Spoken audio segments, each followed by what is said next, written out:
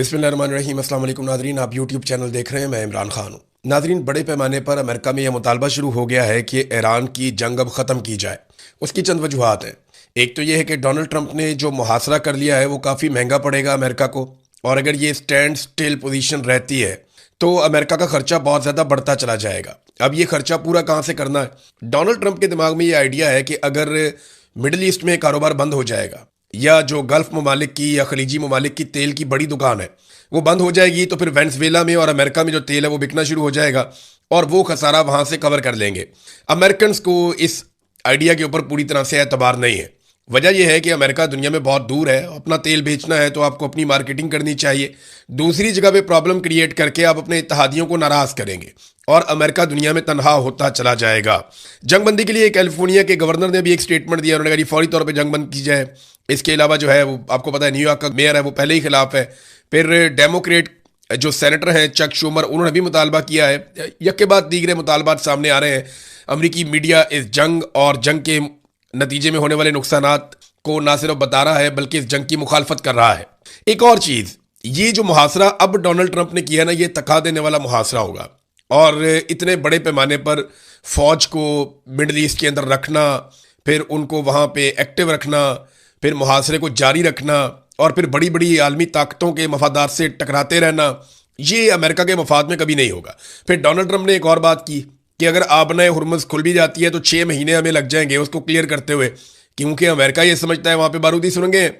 अब ये 6 महीने का टाइम भी वो इसलिए कर रहे हैं कि दुनिया में जितने भी बड़े बड़े ऑयल टैंकर्स हैं वो अब खलीजी ममालिक की तरफ जाने की बजाय खौफ की वजह से कि यहाँ पे हमारे टैंकर तबाह हो सकते हैं, वो अमेरिका की तरफ जाएं। वो वेनेजुएला से और अमेरिका से तेल लें जहां पे अमेरिकी कंपनियां काम कर रही हैं और इससे अमेरिका पैसा बनाए। डोनाल्ड ट्रंप एक मरतबा फिर अपनी दी हुई डेडलाइन से भाग गए हैं।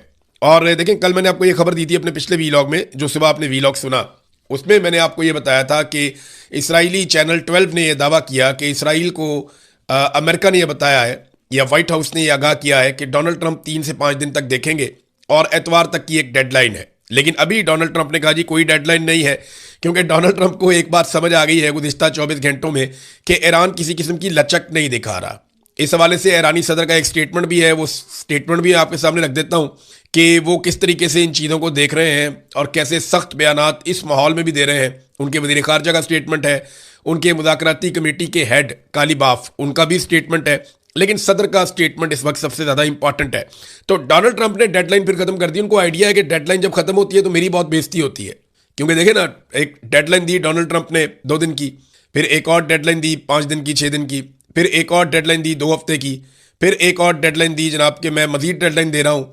और अब जनाब डोनाल्ड ट्रंप ने फिर खुद से एक और डेडलाइन दे दी है कि जनाब मुझे तो पाकिस्तान ने कहा था तो मैंने ये डेडलाइन दे दी है। तो पाकिस्तान का क्या है? शहबाज शरीफ का तो आप लोग सब जानते हैं, उनको डोनाल्ड ट्रंप कहता रहेगा और वो रिक्वेस्ट करते रहेंगे और डोनाल्ड ट्रंप डेडलाइन बढ़ाता जाएगा। ना इससे ईरान के ऊपर कोई फर्क पड़ेगा, ना दुनिया के ऊपर कोई फर्क पड़ेगा, ना इससे जंगबंदी होगी। बहरहाल डोनाल्ड ट्रंप ने कहा 3 या 5 दिन की बातें गलत है, कोई डेडलाइन मेरी तरफ से नहीं है, ताकि जो 3 या 5 दिन के बाद शर्मिंदगी होनी है वो शर्मिंदगी से पहले ही बचा जा सके। अमेरिका के अंदर इख्तलाफात बढ़ते चले जा रहे हैं। अमरीकी नेवी के वजीर जो हैं वो मुस्ताफी हो गए हैं। ये अब छोटी चीजें नहीं है, लगातार ऐसा हो रहा है अमेरिका में। अमरीकी नेवी के वजीर अचानक अपने ओहदे से मुस्ताफी हो गए, और ये सिर्फ नेवी के वजीर नहीं है बल्कि बहुत बड़ी तादाद में अमरीकी फौज की कमांड भी इनके पास है। ये जिम्मेदार हैं अमरीकी फोर्सेस के लिए, उनकी नेवी के लिए, उनके सील्स के लिए, और इन्होंने अचानक से जनाब इस्तीफा दे दिया। इससे पहले भी 1-2 बड़े इस्तीफे आ चुके हैं। तो डोनाल्ड ट्रंप के ऊपर दबाव इन चीज़ों से बढ़ रहा है, क्योंकि इस वक्त नेवी का इस्तेमाल किया जा रहा है।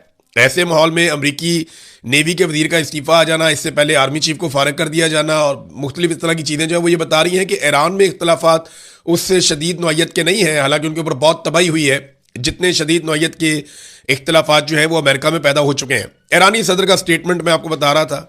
ईरानी सदर ने कहा है जी कि हकीकी मुज़ाकरात में बुनियादी रुकावटें वादों की खिलाफ वर्जी है, नाकाबंदी और धमकियां हैं।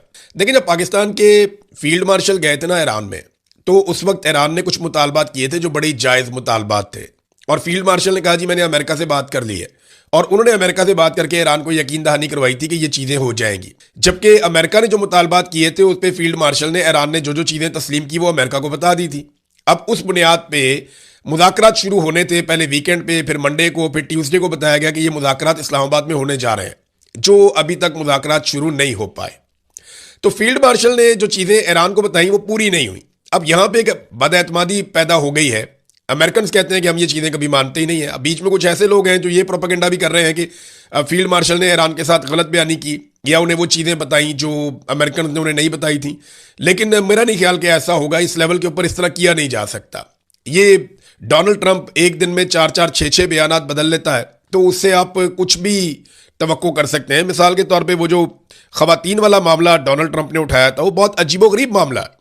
यानी ये अब तो उनकी अदलिया का भी स्टेटमेंट आ गया, जो ईरान की अदलिया है वहां से भी स्टेटमेंट आ गया है इस मामले को लेकर। यानी 8 खवातीन पे डोनाल्ड ट्रंप ने कहा जी कि पहले उन्हें फांसी होने वाली है और उन्हें लटकाया जाने वाला है। खवातीन की उन्होंने तस्वीरें भी लगा दी। उन खवातीन को कोई जानता भी नहीं है। हम ढूंढ ढूंढ के थक गए कि केस चल रहा हो इस शक्ल की खातून के ऊपर या कोई इस तरह का मामला हो, कुछ मिला ही नहीं। फिर ट्रंप ने कहा जी मेरी दरखास्त है कि ईरान इनको फांसी पे ना लगाए, और बाद में ट्रंप ने खुद ही कह दिया जी आज रात को इन 8 खवातीन को फांसी होनी थी, जो फांसी मेरे कहने पर ईरान ने मुलतवी कर दी है, और उनमें से 4 खवातीन को अभी छोड़ दिया जाएगा और बाकी 4 खवातीन को 1 महीने के बाद छोड़ दिया जाएगा। मैं जनाब ईरान का बड़ा एहतराम करता हूं कि उन्होंने मेरा एहतराम किया और मैं इस बात को याद रखूंगा। इस किस्म की बातें डोनाल्ड ट्रंप ने कर दी। अब ईरानी अदलिया पे ये मामला आया, तो ईरानी अदलिया ने 8 खवातीन की सजाए मौत से मुतालिक ट्रंप के दावे को झूठा करार दे दिया। ईरानी मीडिया ने ईरानी अदलिया का हवाला देते हुए बताया कि मैदान में ट्रंप के खाली हाथों ने उन्हें झूठी खबरों का और उनसे कामयाबियां घड़ने पर मजबूर कर दिया है। जिन खवातीन की बात डोनाल्ड ट्रंप कर रहे हैं इनको कभी सजाए मौत सुनाई ही नहीं गई। अमरीकी सदर ने इन 8 खवातीन से मुतालिक गुज़िश्ता रोज भी झूठा बयान दिया था। आज ट्रंप ने कहा कि इनके मुतालबे पर ईरान में इन खवातीन को फांसी की सजा मनसूख कर दी गई है। ईरानी मीडिया के मुताबिक गुज़िश्ता रोज ट्रंप ने बयान दिया था कि अमन मुज़ाकरात से पहले ईरान इन खवातीन को रिहा करे। अच्छा, ये तो डोनाल्ड ट्रंप ने अपने ट्रुथ सोशल पे ही कहा था और ये सारा रिकॉर्ड का हिस्सा है। जबकि जो ईरानी एम्बेसियां हैं दुनिया भर में वो ये कैटेगोरिकली कह रही हैं कि डोनाल्ड ट्रंप ने आर्टिफिशियल इंटेलिजेंस की खवातीन की जान बचा ली, AI खवातीन की जान बचाई। इसका हकीकत से कोई ताल्लुक नहीं है। नादरीन, ट्रंप की इस किस्म की कार्रवाइयां और बड़े सख्त किस्म के बयानात, कभी ईरान के बारे में सिविलाइजेशन मिटा देने की बात, कभी पूरे मुल्क को धमाके से उड़ा देने की बात, कभी ग्रीनलैंड पे कब्जा करने की बात, कभी यूरोप को धमकियां, कभी नेटो को धमकियां, इन चीज़ों की वजह से अमेरिका का जो तशख़्ख़ुस है वो बहुत बुरी तरह तब्दील हो गया है। मिसाल के तौर पे ये यूरोप से एक सर्वे आया है और यूरोपी अवाम ने अमेरिका को चीन से बड़ा खतरा करार दे दिया है। अब ये कैसे हो गया? यूरोप में किए गए एक हालिया सर्वे में इंकशाफ हुआ है कि अमरीकी सदर डोनाल्ड ट्रंप के यूरोप मुखालिफ बयानात के बाद यूरोपीय अवाम के ख्यालात में बहुत बड़े पैमाने पर तब्दीली आ गई है। एक बड़ी तादाद अब अमरीका को चीन के मुकाबले में ज़्यादा बड़ा खतरा समझती है। 36% यूरोपीय ममालिक में रहने वाले लोग ये समझते हैं कि अमेरिका यूरोप के लिए बड़ा खतरा है, जबकि 29% ये समझते हैं कि चाइना यूरोप के लिए बड़ा खतरा है। हालांकि माजी में रशिया और चाइना को बड़ा खतरा समझा जाता था, लेकिन अब बड़ा खतरा अमेरिका को समझा जा रहा है। ये अमेरिका ने अचीव किया गुज़िश्ता सिर्फ चंद महीनों में। डोनाल्ड ट्रंप ने बड़ी रफ्तार से ये काम दिखाया है। अच्छा, इसमें हम कुछ कैरेक्टर्स को भूल नहीं सकते। इनमें एक किरदार तो पेड्रो का है, जो स्पेन के वज़ीर आज़म है। ये बहुत दलेर आदमी है, बड़ा खुलकर बात करता है और सही बात करता है, टका कर बात करता है, तो बड़ा मकबूल भी है। और फिर इसके बाद मैक्रोन को इसके रास्ते पे चलना पड़ा, दीगर रहनुमाओं को इसके रास्ते पे चलना पड़ा, क्योंकि यूरोप में ये बहुत मकबूल हो गया। फिर जॉर्जिया मेलोनी, आपको याद होगा वो खातून जब शहबाज शरीफ साहब सलूटे मार मार के डोनाल्ड ट्रंप की अंधाधुंध तारीफें कर रहे थे, उस वक्त एक खातून पीछे मुंह पर हाथ रखकर खड़ी थी, जॉर्जिया मेलोनी। वो वहां पे तो चुप करके खड़ी थी हाथ मुंह पे रख के, लेकिन जब आप उन्हें बोलते हुए सुने तो आपको आइडिया होता है कि ये कितनी बड़ी लीडर है और कितना जबरदस्त तरीके से बोलती है। वो खातून ने भी एक रोल प्ले किया। और अब ऐसा हो रहा है कि यूरोप के 4 ममालिक कम से कम अब तक, और ये बड़े ममालिक हैं, जो इसराइल से अपने दिफाई ताल्लुकात या मुआहदे ख़त्म कर चुके हैं और इसराइल से दूर चले जा रहे हैं। बल्कि हंगरी के अंदर एक वज़ीर आज़म था जो इसराइल को बहुत सपोर्ट करता था, डोनाल्ड ट्रंप का खास आदमी था। वो वहां पे 2/3 अक्सरियत से इलेक्शन हार गया, उसका मुखालिफ 2/3 अक्सरियत से जीत गया। और वहां जो नया आने वाला वज़ीर आज़म है उसने स्टेटमेंट दे दिया कि अगर यहां पे आता है नेतन्याहू तो आलमी अदालत के फैसले के मुताबिक, वारंट के मुताबिक उसे गिरफ्तार किया जाएगा। तो यूरोपीय अब ये समझते हैं कि अमेरिका हमारे लिए चीन से ज्यादा बड़ा खतरा है। प्रेस टीवी की एक खबर आई है और उसमें ईरान ने एक बड़ा मुतालबा किया है। ये बहुत इंपॉर्टेंट चीज है, मैं चाहता हूं कि मैं आपके साथ जरूर शेयर करूं। प्रेस टीवी ने इस खबर को कंफर्म किया है। एक बहुत बड़ा डिप्लोमेटिक मूव है जो ईरान ने चला है। एक ऐसी सफारती कोशिश उन्होंने की है जिसमें वो डिमांड करते हैं कि इसराइल अपने न्यूक्लियर प्रोग्राम की सारी तफसीलात जो है वो सबमिट करे इंटरनेशनल मॉनिटरिंग के सामने। यानी IAEA जो है वो ईरान के तो पीछे पड़ा हुआ है, पाकिस्तान के पीछे भी बड़ा अरसा पड़ा रहा, लेकिन खामोशी के साथ इसराइल ने कितने हथियार बना लिए, एटमी कुव्वत कैसे बना, उसके बाद कितने हथियार हैं और कितने एटमी वॉरहेड्स हैं, इसके ऊपर किसी ने तवज्जो नहीं दी, बल्कि मगरिब सारा का सारा चुप करके बैठा रहा। अब ये मामला ईरान ने उठाया। अगर इस मामले के ऊपर रशिया, चाइना, यूरोपीय ममालिक मिलकर बात करते हैं, पाकिस्तान को भी इस पर बात करनी चाहिए, तो फिर पूरी दुनिया में रोला पड़ेगा कि इसराइल के पास एटमी हथियार नहीं होने चाहिए। क्योंकि देखें, सबके ऊपर हमला जो कर रहा है वो इसराइल कर रहा है। अभी अटैक करने का इस वक्त, कुछ अर्सा पहले आपको याद होगा कतर के ऊपर भी इन्होंने बम मार दिए थे, तो अटैक करने में तो ये 1 मिनट लगाते हैं। इसराइली इनका तो झाका खुला हुआ है, लिहाजा इनके पास एटमी हथियार होना ज्यादा खतरनाक बात है। तो इसमें अब ईरान ने एक मुतालबा किया है, देखते हैं कि आने वाले दिनों में इस पर क्या डेवलपमेंट होती है। ईरान और अमेरिका ने जो जो जहाज पकड़े गए हैं या जिन जिन जहाज़ों को उन्होंने रोका है या जिनको वहाँ पे सीज किया है, उनकी वीडियोस डालना शुरू कर दी हैं। जो ईरानी तेल लेकर जा रहे हैं उन जहाज़ों को अमेरिका पकड़ता है, वीडियो डाल देता है। जो ईरानियों की रोकने की सलाहियत है, जिस तरह वो रोकते हैं और सीज करते हैं, साइड पे ले जाते हैं, वो भी वीडियो जारी करते हैं। उधर ईरान ने एक और स्टेटमेंट जारी किया है और ये दावा ईरान के अंदर से किया गया है कि जो हुर्मुज़ टैक्स लिया जा रहा है, अब नए हुर्मुज़ पे जो टैक्स लिया जा रहा है, उसकी पहली आमदनी ईरान के मरकजी बैंक में जमा करवा दी गई है। ये दावा भी सामने आया है। अच्छा, अब यहां पे एक नया ईरान है। ईरान की एक नई क़यादत है जो पुरानी क़यादत में से निकल कर आई है। ऐसा नहीं है कि रजीम चेंज ऑपरेशन वहां पे मुकम्मल हो गया, बल्कि ज्यादा सख्त गीर लोग आ गए हैं। मुश्तबा खामनेई के बारे में कहा जाता है कि वो जख्मी है और वो बहुत तकलीफ में है, बहुत जख्मी है, लेकिन इसके बावजूद वो लीड कर रहे हैं। फिर उन्होंने अपना पूरा खानदान खोया है। अब ऐसा आदमी किस लेवल पे रिएक्ट कर सकता है, ये अंदाजा आप थोड़ा सा उनकी कैफियत में जाके सोचे तो आपको हो जाएगा। रजा पहलवी, जिसको ये जंग शुरू होने से पहले ऐसा लगता था कि वो ईरान चला जाएगा, उसको ईरान की सरजमीन पे उतारा जाएगा और वो ईरान का बादशाह बन जाएगा और सारी चीज़ों को कंट्रोल करेगा, ये बर्तन में इसके ऊपर कैचअप फेंक दिया एक बंदे ने। लंबे बालों वाला आदमी पीछे पीछे आ रहा था। रजा पहलवी वहाँ पे सामने मुजाहिरीन खड़े हुए थे ईरान के, ये उधर को जा रहा था, हाथ हिला रहा था, कुछ इसकी हमायती को मुखालिफ, इस तरह वो चलता रहता है। तो जो रजा पहलवी है वो जा रहा था, पीछे एक लंबे बालों वाला शख्स था, वो ऐसे लग रहा था जैसे मीडिया वाला। वो अचानक पीछे से आता और इसकी गर्दन के ऊपर और पूरे वो सूट के ऊपर पीछे से कैचअप फेंक देता है। वो रंग फेंका, कोई कैचअप ही लग रहा था देखने में। तो बाद में लोगों ने उसको, जो सिक्योरिटी वाले उन्होंने उसको पकड़ लिया, लेकिन काफ़ी ठीक ठाक बेइज्जती रजा पहलवी की हो गई है। जो लोग अपने मुल्क के लोगों के बारे में नहीं सोचते, जो लोग नफरत फैलाते हैं, जो लोग जुल्म करते हैं, जबर करते हैं, जो फस्तायत के आला कार बनते हैं, जो बैरूनी हाथों में खेलते हैं, फिर जब वो अपनी कौम के हत्थे चढ़ते हैं, तो ये वाक़यात हमने देखा, पहले भी होते रहे हैं। हमने ये भी देखा कि लोगों ने उठा के लीडरों को कचरे के ड्रमों के अंदर फेंका, और ये वीडियो बाकायदा मौजूद है और ये रिकॉर्ड का हिस्सा है। तो उन सारे लोगों को डरना चाहिए जो इस किस्म की हरकतें करते हैं। इमरान खान साहब से मिलने के लिए नाजरीन जेल में कोई नहीं आया। इमरान खान साहब इस वक्त पाकिस्तान की मिलिट्री एस्टेब्लिशमेंट की शदीद मुखालफत की वजह से जेल काट रहे हैं। उन्हें कैद तन्हाई में रखा गया है, किसी से उनकी मुलाकात नहीं होने दी जा रही। फ़हीम अख्तर मलिक साहब की रिपोर्ट, उसके मुताबिक इमरान खान साहब को जेल में मिलने एक मरतबा फिर कोई नहीं आया। जो नाम दिए गए थे 6 नाम, उनमें सेनेटर फलकनाज चित्राली, फजल इलाही, एहतशाम खान, सरदार गुलाम अली असगर खान लहरी और सैयद नसीबुल्ला आगा और चौधरी जावेद अख्तर गुज्जर के नाम शामिल थे। और कोई भी पार्टी रहनुमा मुलाकात के लिए जेल नहीं पहुंचा। 2.5 साल के दौरान ये तीसरी मरतबा है कि इमरान खान से मुलाकात के लिए कोई रहनुमा अडियाला जेल नहीं आया, जबकि गुज़िश्ता जुमेरात को भी कोई रहनुमा मुलाकात के लिए अडियाला जेल नहीं पहुंचा था। ये है नाजरीन इमरान खान साहब से मिलने वाले और उनकी पार्टी की सूरत हाल। अब जरा मैं आपको एक, नाजरीन मैंने वीलॉग करना है और पूरा वीलॉग इस चीज़ के ऊपर होगा कि क्या पाकिस्तान के जो हालात ख़राब हैं आज, उसके लिए यूट्यूबर जिम्मेदार है। ये हर चौथे दिन कोई ना कोई नमूना उठा के खड़ा कर देते हैं, जो आकर कह देता है जनाब यूट्यूबर ने ये कर दिया, सोशल मीडिया ने ये कर दिया, सोशल मीडिया ने पाकिस्तान बर्बाद कर दिया। आज जो कुछ भी इमरान खान के साथ या पाकिस्तान के साथ हो रहा है उसके लिए रिस्पॉन्सिबल सोशल मीडिया है।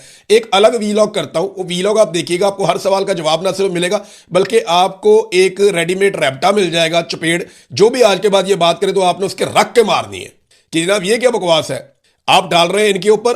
मैं इसके ऊपर पूरा एक वीलॉग करूंगा, सारे हकायक आपके सामने रखूंगा, इस प्रोपेगेंडा का तोड़ मैं आपके सामने रखूंगा। लेकिन इससे पहले नाजरीन मैं छोटी छोटी 3-4 खबरें हैं आपके सामने रखूंगा, पाकिस्तान के ऊपर किस तरीके से एहसान किया गया और ये नवाज शरीफ ने और शहबाज शरीफ ने और मिलिट्री एस्टेब्लिशमेंट ने मिलकर किया। इसमें जरदारी साहब या पीपल्स पार्टी ने भी अपना हिस्सा डाला है। जिन लोगों ने मुफ्त बिजली देनी थी, जरा बिजली की सूरत हाल आप चेक करें। ये एक बिल मैं आपके सामने रख रहा हूं, ये 36 यूनिट का बिल है। ये आप यूनिट जाके पढ़ लें, इसके ऊपर 36 यूनिट लिखे हुए हैं। और ये बिल जो है ये 4,382 रुपए है। ₹4,382 को अगर आप 36 पर तकसीम करें तो फी यूनिट जो बिजली का बिल बनता है वो ₹120 से जायद। आप अंदाजा करें, ₹120 का यूनिट पड़ रहा है आम आदमी को जिसने 100 यूनिट भी इस्तेमाल नहीं किए। यानी आप 36 यूनिट इस्तेमाल करें, आपको ₹120 से महंगा यूनिट पड़ गया। एक और बिल दिखाते हैं आपको। मरियम नवाज ने मुफ्त बिजली देनी थी ना, अब आप ये चेक करें। ये अप्रैल का बिल है, 168 यूनिट का बिल है, 168 यूनिट, 200 यूनिट भी पूरे नहीं हुए। मरियम नवाज ने 300 यूनिट तक का बिल मुफ्त करना था, ये 168 यूनिट है। अच्छा जनाब, अब ये है जनाब ₹10,765 बिल आया। अब इसके अंदर 168 यूनिट इस्तेमाल हुए, बिजली की कीमत इसमें ₹6,035 है। इसके अंदर फिक्स चार्जेस डाल दिए ₹2,274, फ्यूल प्राइस एडजस्टमेंट डाल दी ₹212, एफसी सरचार्ज डाल दिया ₹542, फिर टैरिफ एडजस्टमेंट डाल दिया ₹58, जीएसटी डाल दिया ₹1,604, टोटल फ्यूल एडजस्टमेंट डाल दी ₹250 और टोटल बिल बन गया ₹10,765। ये ₹10,765 को अगर आप तकसीम कर दें 168 यूनिट के ऊपर, तो भी यहां पे जो यूनिट की कीमत बन रही है ₹64 बन रही है। आप अंदाजा करें कि ₹64 से ₹120 तक का यूनिट आम आदमी, और ये 200 यूनिट से कम वाले बिल हैं जो मैंने आपको दिखाए हैं, ये इन्होंने पाकिस्तान के साथ किया। और अब और क्या करने जा रहे हैं? Solar energy. यानी ये होता है ना, पाकिस्तान के अंदर धूप निकलती है पूरा साल, तो आपके पास एक मार्जिन है कि आप सोलर लगवाएं अपने घर के अंदर और आप उससे बिजली पैदा करें, और जो इजाफी बिजली आप पैदा करें उससे आप अपने बिजली के बिल को कम कर सकते हैं। ये एक सहूलत है। हुकूमत ने माजी में कहा कि जो लोग अपने यहाँ सोलर लगाएंगे, क्योंकि धूप के ऊपर सूरज तो सबके लिए है ना, उसके ऊपर तो टैक्स नहीं लग सकता, तो माजी में हुकूमत ने कहा कि जो लोग सोलर लगाएंगे वो बिजली हुकूमत को बेच भी सकते हैं। वो मुआहदा पहले खराब कर दिया, और अब इन्होंने एक और काम कर दिया है। वो ये कह रहे हैं, वजारत तवानाई ने कहा कि सोलर सिस्टम लगाने वाले तमाम सारिफीन के लिए नेपरा से लाइसेंस लेना लाजमी है। यानी अब अगर आपने अपने घर के ऊपर सोलर लगाना है, या अपने फार्म हाउस पे, या अपनी झोंपड़ी पे, या अपनी झुग्गी पे, किसी जगह पे भी अगर आपने अपना सोलर लगाना है, तो आपको पहले नेपरा से परमिशन लेनी पड़ेगी और आपको एक नए टैक्स नेट में आना पड़ेगा ताकि आप हुकूमत को पैसा दें। और हुकूमत ये क्यों कर रही है पता है आपको? जब लोग सोलर से बिजली बनाएंगे तो फिर आईपीपीज की बिजली कौन खरीदेगा? और जब आईपीपीज की बिजली आप नहीं खरीदेंगे तो उनका जवाब खत्म हो जाएगा, फिर वो कौम की जेब कैसे काटेंगे? तो आईपीपीज को सहारा देने के लिए, आईपीपीज की जेब में पैसा डालने के लिए इस फ्रॉड हुकूमत ने सोलर के ऊपर भी एक और पाबंदी लगा दी है। यानी आप हुकूमत से बिजली खरीदेंगे, आप मजबूर हैं। आप महंगी बिजली खरीदेंगे, आप मजबूर हैं। आप जितनी बिजली खरीदेंगे उससे 3 गुना आप पैसा देंगे, आप मजबूर हैं। और यह ज्यादती लगातार पाकिस्तान के साथ की जा रही है। हम 2000 अरब से जायद, हम गरीब मुल्क हैं, 2000 अरब रुपए से जायद पैसा हम दे देते हैं सिर्फ इन कंपनियों को। सिर्फ इन कंपनियों को हम ये पैसा दे देते हैं आईपीपीज को, क्योंकि नवाज शरीफ और शहबाज शरीफ ने और मिलिट्री एस्टेब्लिशमेंट ने इनके साथ मुआहदे कर रखे थे, और इनके फ्रंटमैनों के ये सारे के सारे मंसूबे हैं। अब ये पैसा इनके घरों में जा रहा है, तो ये चाहते हैं कि आईपीपीज हमेशा चलते रहे, हमेशा चलते रहे, इनकी दिहाड़ी लगती रहे और कौम की जेबें कटती रहे। ये है तरीका वारदात जो ये हमेशा से करते हैं। इन्होंने एक पावर प्लांट लगाया था, नंदीपुर पावर प्लांट। मैं अभी आपको साहिवाल पावर प्लांट का भी बताऊंगा, जो कोल पावर प्लांट इन्होंने लगाया था। उस वक्त मैंने शहबाज शरीफ को जाती हैसियत में मना किया था कि ये काम मत कीजिएगा, लेकिन ऐसी तबाही फेरी उन्होंने, क्योंकि एक्सपर्ट्स की रिपोर्ट्स आ रही थी, मैंने सारी स्टडी की थी, हर चीज ला के उनके सामने शहबाज शरीफ के रखी थी, लेकिन वो नहीं माना ना, पैसा बहुत था। अब नंदीपुर पावर प्रोजेक्ट उन्होंने लगाया, सिर्फ 95 मेगावाट बिजली बनी है उससे, बस सिर्फ उससे 95 मेगावाट बिजली इन्होंने पैदा की, और एक ही मरतबा पैदा की। 4 दिन के बाद जनाब ये पावर प्लांट बंद हो गया। इनकी नाअहली की वजह से पावर प्लांट बंद हो गया, और ये आज तक बंद पड़ा है। अपनी जान बचाने के लिए इन्होंने इसके रिकॉर्ड को आग लगा दी, और जो इसका इंचार्ज था उसको सदारती अवार्ड भी दे दिया। अंदाजा करें आप, ये है नाजरीन इनका काम। इन्होंने कौम को, मुल्क को ऐसे लूटा है कि जैसे कोई डाकू भी नहीं लूटता, जो इन्होंने इस मुल्क के साथ कर दिया। नेक्स्ट व्लॉग में और कुछ चीजें आपको बताऊंगा। अब तक के लिए इतनी, अपना ख्याल रखिएगा, अपने चैनल का भी। अल्लाह हाफिज।